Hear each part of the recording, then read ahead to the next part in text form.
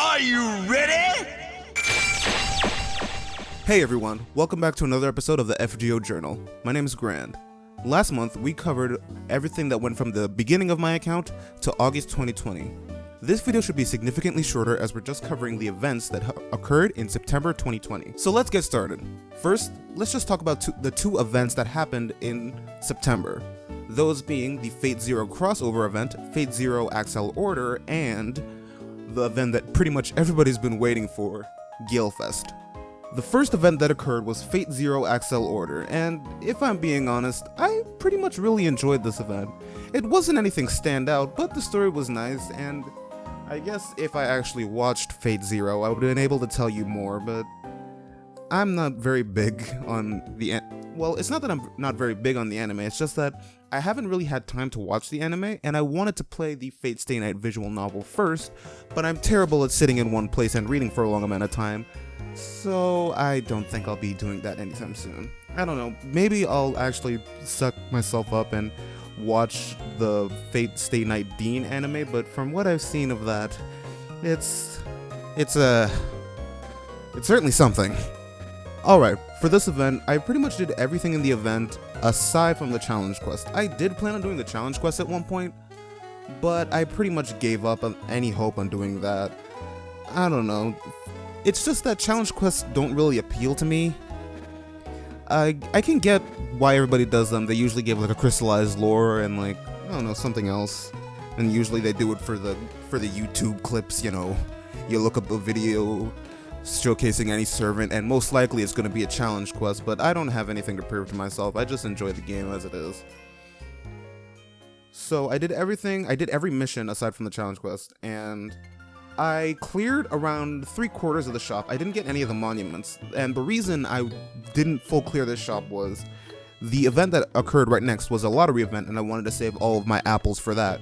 So I pretty much just went through this event using a couple of bronze apples and I think around a couple silver apples. I didn't use any gold apples, but I just used a couple just to get the event done and over with, because I wanted to at least finish all the missions so I could get all of the copies of the event servant, which this event servant was Irisveil von Einsburn, or just the Holy Grail. And from what I understood, I said in August that she was a healer and like I already had Medea Lily. I did not realize exactly how bad Irisveil was. I mean, I'm glad to have her, but I doubt I'm going to be using her for any time soon. She's pretty much just going to be sitting at, I think, I have her at level 50 because the event required that you have her at level 50 for a mission. This event had a pretty interesting banner featuring both Iskandar and Waver. Iskandar's a rider, and I don't think he has another raid up ever, I think, after this. He might have another one. If I'm wrong, you can look at the screen right now and I'll show you which banner it is and what time it occurs. But I think this is the last solo raid up he'll have. Waver was also on this banner, so I thought, after being burned during the Journey to the West rerun, I thought, hey, I might as well just throw a couple tickets at this. And I might have done a 10 roll. I think I did do a 10 roll, and I didn't really get anything. I got a second copy of Volume and Hydrodrum, I think that's how you pronounce it at least, which is an event CE, and it's a pretty useful CE from my understanding. It gives you 2 hits of invincibility, I'm pretty sure. It might be 3. I think it's 3 actually, 3 hits of invincibility, and I did get a copy of Jill de Ray Caster, which I thought I had because I did roll the story gacha fairly early on. But apparently I didn't have a copy of him, so that's useful.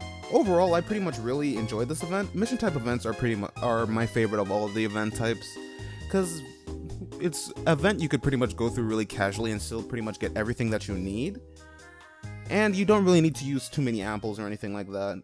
I did think that having many different type of event currencies, one for each class specifically, aside from the extra classes, would be a pain, but it was really a mild inconvenience at best. I didn't really find myself at any time lacking any of the insignias. I just really wish that Irisveil would be a bit better, like if she can get a strengthening quest. I don't know, maybe they'll do a 3rd rerun.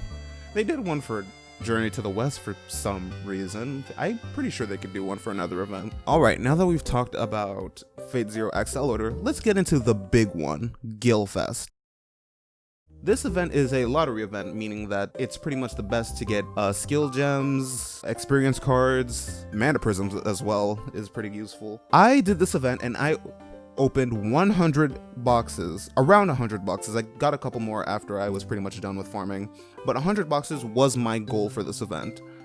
And aside from, I didn't really take to the shop because I just wanted to focus on farming up as soon as possible, so I pretty much ignored the shop. I got the golden foes from the shop, and I got a couple of materials that I needed.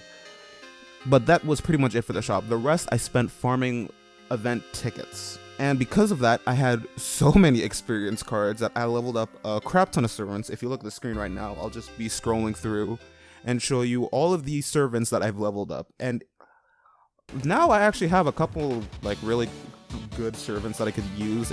I can interchange some of the ones I've been using for the longest time. I think my farming teams are going to stay pretty much the same, but in case I have like, I don't know, something that requires very like niche servants, I'm pretty sure I'll have a couple that I want to use. I also did this to get some strengthening quests, just so I can get a couple more Saint Quartz for February, and any other rolling target that I might have. For this event, I used about 90 golden apples. I'm pretty sure it was around 90, and I used 40 silver apples. During the early event, I used purely silver apples so that, I don't know.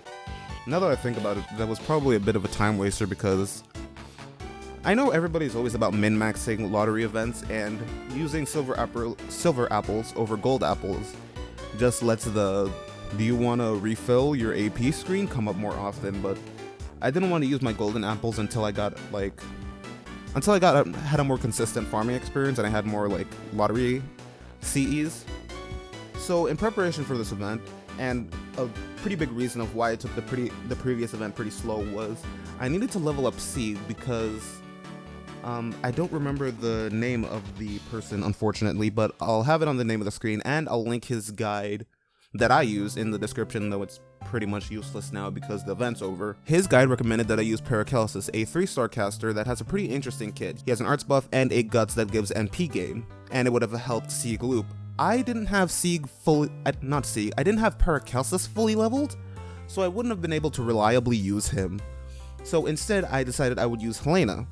And I discovered that Helena at NP1 actually does the exact same amount of damage as Paracelsus at NP5, only that she doesn't have his arts buff, I think. Her rainbow buff is the exact same percentage as Paracelsus's arts buff, I believe. If I'm wrong, I'll put it up on the screen right now. But I would have had the added advantage of a 20% NP charge and star generation if I wanted to crit, just to like make the farming more reliable.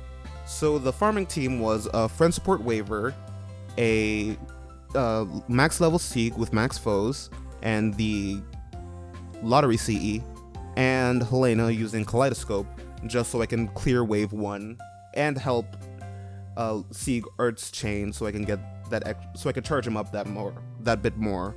I had a pretty reliable farming experience with them. For the most part, I was able to do 4 to 5 turn clears. If I got really unlucky, it would turn into a 6 turn. And it all really depended on how the first turn went, how the first couple of turns went, how the first 1 to 2 turns went. If I was able to get 2 separate arch chains with Sieg in them, I would have been able to get a 4-turn clear, but obviously that doesn't always work out. Because I needed to get him to at least 50% charge, so that Waver could dump all of his buffs on him, he could NP the second wave, and then I could use his 30% battery and Helena's 20% charge to nuke the third wave. Alright, now for the rewards of this event. I was very lucky because this event gave me so many skill gems. I'm sitting on around 200 of every type of skill gem, aside from assassin skill gems, because during the second leg of the event is when the ticket node was all assassins, and those assassins could drop skill gems. So I'm sitting on around, I think, 400 assassin skill gems, which, if I'm being honest, is a godsend. I don't have too many assassin servants that I need to level up. I do have Assassin Shiki, which I've been using for anything that I need a single target assassin for, but I already have her 919, and I don't really need to level up her evade and crit chance up, or crit damage up, I think is what that skill is. I might do it just for like the heck of it, because I really do enjoy using Shiki Assassin. I didn't really level too many skills on my servants because the ones that I used the most, my problem wasn't really skill gems. My problem was skill gems. I didn't have a lot of skill gems at the time, but I am missing a couple of materials. And with the amount of ascending of servants that I did, I'm now, again, really low on materials, but I should be fine by the time Christmas comes around because there's another lottery event in Christmas. So at this point, I'm just going to be really hoarding skill gems and XP cards. I also thankfully don't have to do experience farming for a while because I don't really have servants that I need to level up. And I do have a surplus of experience cards that I didn't use because I don't want to really level up some of the bad 3-star and 2-star and 1-star servants, lower rarity servants at the very least.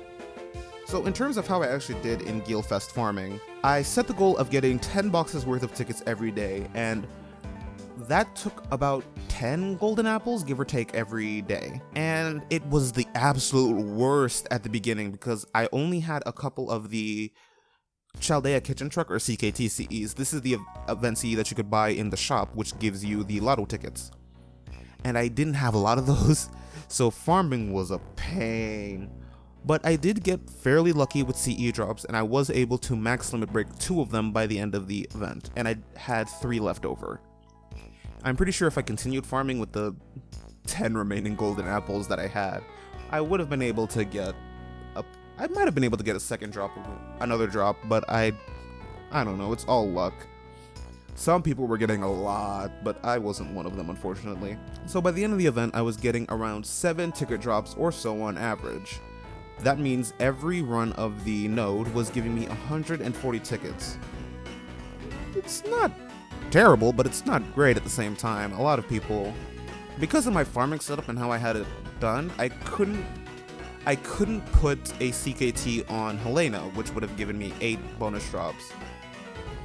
And the reason I couldn't do that was because I put Kaleidoscope on her because her NP is an arts NP. So if I needed to get an extra 20% charge on Sieg, I would need to use, and I only had 2 arts cards during that, I would need to use her NP in part of an arts chain just to get that extra bit of 20% charge. Now, as for the other part of the GilFest event, which was the challenge quests, I ignored all of them. As I said, I'm not a big fan of challenge quests, and these just sounded like pains. There were a couple I'm pretty sure I could have done, like the first 2. The first 2 sounded very possible for me to do. That was the Tawara Tota challenge quest and the Leonidas challenge quests. I would have been able to do those, but they would have taken time away from farming, and I was already burnt out every time I finished farming, so I didn't really feel like doing those. So just as an overall overview of how the event, I'm not a very big fan of lottery events, sitting around for 2 hours a day just farming.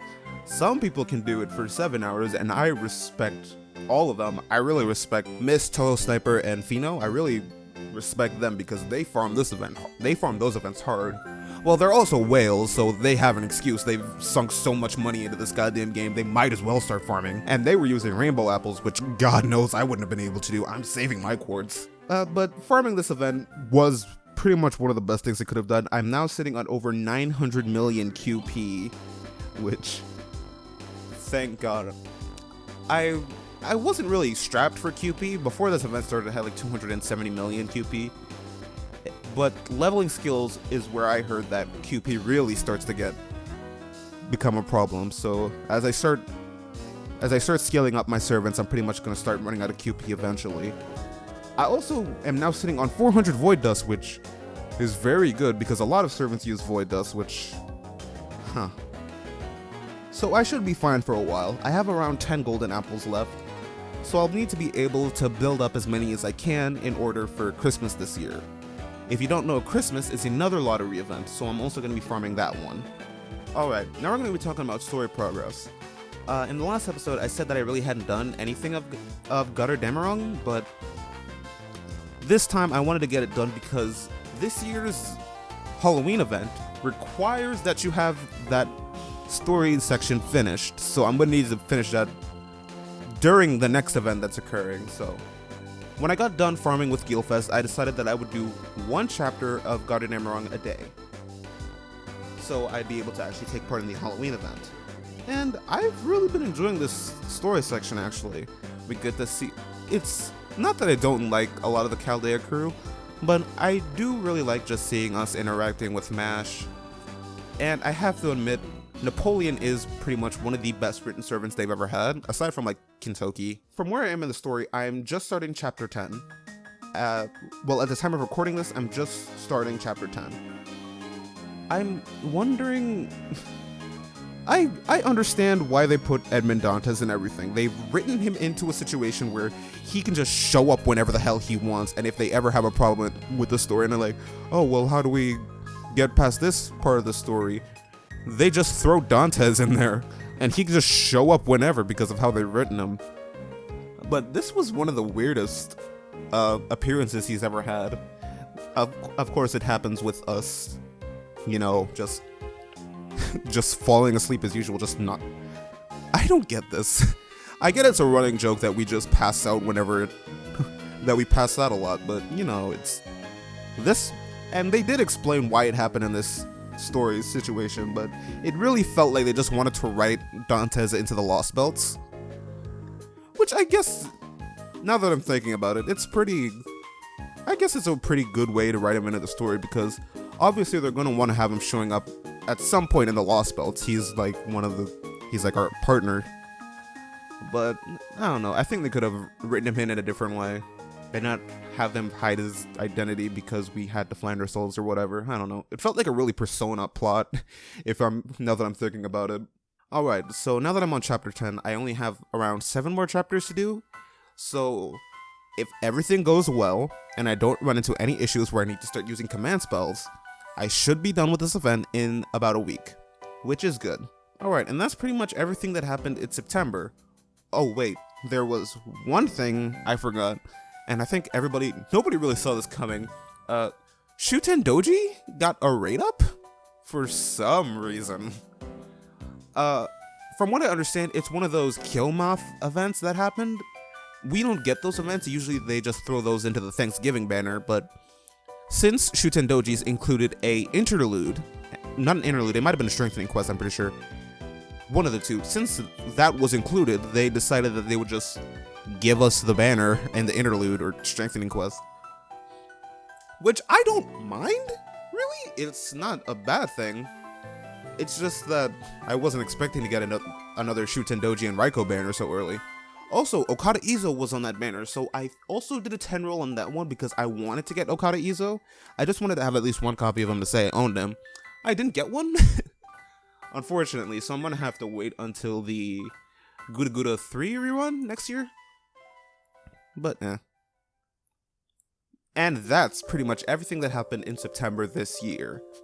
So, let's talk a bit about October. October also seems to be a pretty slow month. We're having 2 events. We're having the Halloween 2019 rerun featuring the Mecha Ellies. Because I didn't start playing until late last year, early this year.